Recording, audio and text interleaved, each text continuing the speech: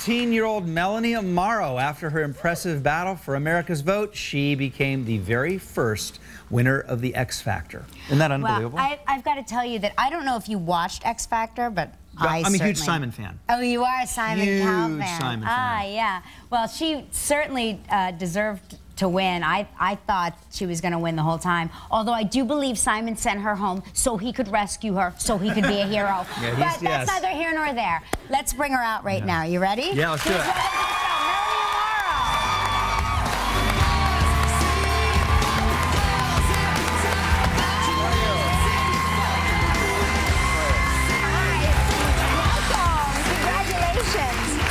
So let's get right to it. Now, don't you think you were really sent home so Simon could rescue you?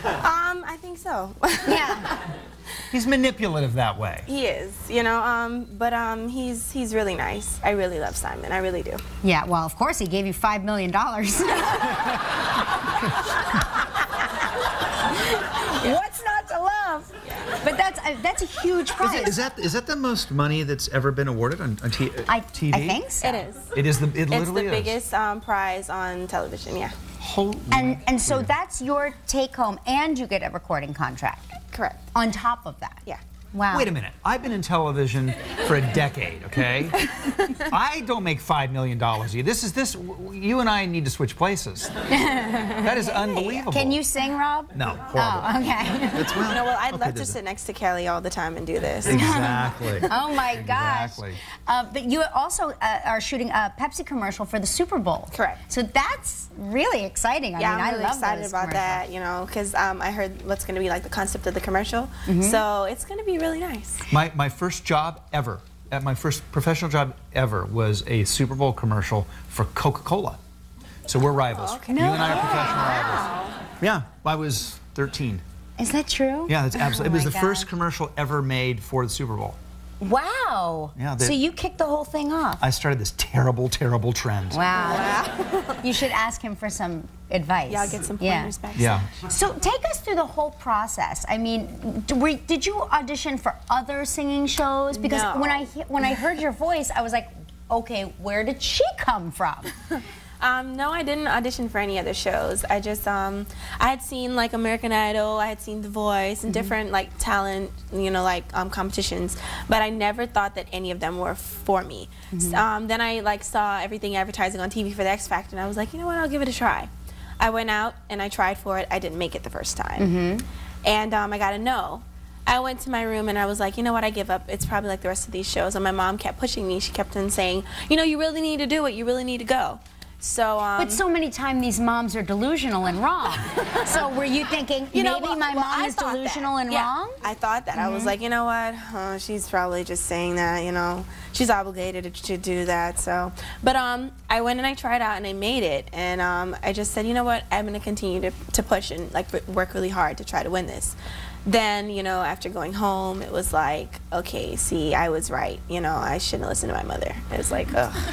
But then he came back, and I was like, oh, God, she was right. I'm going to have to admit this. Right. So it was like, so you know. so Simon sends you home, and like, so Simon sends you home, and I would immediately like, rip all of his posters off the wall and burn everything. Like, I would just be so upset and so enraged.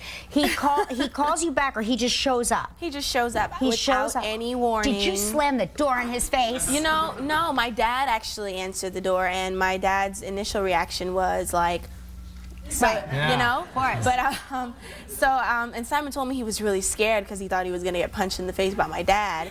But, you know, my dad was actually very, very happy to see him. Like, he was more excited. Like, he let out this, like, girlish scream, like, making all these, like, different noises, and I'm just like, I'm at the computer minding my own business, and I hear the noise, and I'm just like, my dad's probably just being silly, like, doing something to get my attention. I'm still on the computer.